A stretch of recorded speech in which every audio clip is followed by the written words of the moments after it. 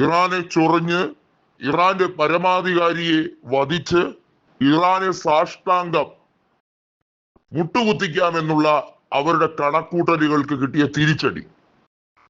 ഇസ്രയേലുമായുള്ള യുദ്ധം എങ്ങും എവിടെയും എത്താതിരിക്കുമ്പോൾ റഷ്യൻ പ്രസിഡന്റ് വ്ളാഡിമിർ പുടിൻ സമാനമായ പല സാമ്പത്തിക നയങ്ങളും അവർ ആവിഷ്കരിക്കാനുള്ള ശ്രമമാണ്.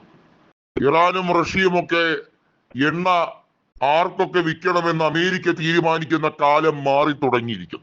എണ്ണ ഉൽപാദനം ഉൾപ്പെടെയുള്ള കാര്യങ്ങൾ, അവർ ക്രൂഡ് ഓയിൽ ആർക്കൊക്കെ കൊടുക്കണമെന്നുള്ള കാര്യങ്ങൾ, ഹോർമൂസ് കടലിടുക്കിന്റെ നിയന്ത്രണം, ഇതൊക്കെയാണ് നിലവിലെ ചർച്ചാ വിഷയം എന്നിരിക്കെ ഇറാനോട് കൂടുതൽ ശക്തമായിട്ടുള്ള തയ്യാറെടുപ്പുകൾ നടത്താൻ തന്നെയാണ് റഷ്യൻ പ്രസിഡന്റ് വ്ളാഡിമിർ പുടിൻ പറഞ്ഞിരിക്കുന്നത്.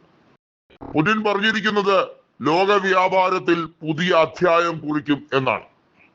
അമേരിക്കയുടെ അതിപ്രസരം അവസാനിപ്പിക്കാൻ സമയമായിരിക്കുന്നു എന്നുള്ളതാണ്.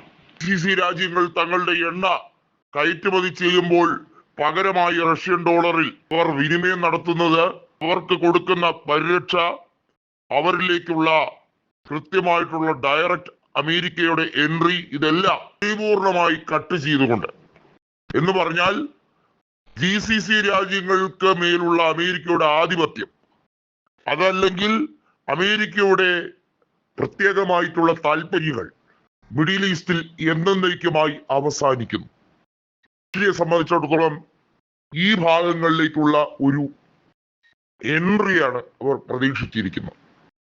നേരത്തെ തന്നെ ബ്രിക്സിന്റെ കാര്യങ്ങളുമായി ബന്ധപ്പെട്ട് ചൈനയുടെ വിദേശകാര്യ മന്ത്രി വാങ്ങി പറഞ്ഞ ഒരു കാര്യമുണ്ട്.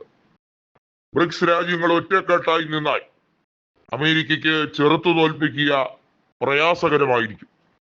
നോക്കൂ, ഇറാന്റെ ഏറ്റവും മികച്ച രീതിയിലുള്ള അവരുടെ സ്വത്വം വീണ്ടെടുക്കൽ, അവരുടെ വിപ്ലവം എത്രത്തോളം ലോക രാജ്യങ്ങളെ പിടിച്ചു കുലുക്കിയിരിക്കുന്നു എന്നുള്ളത് നോക്കൂ.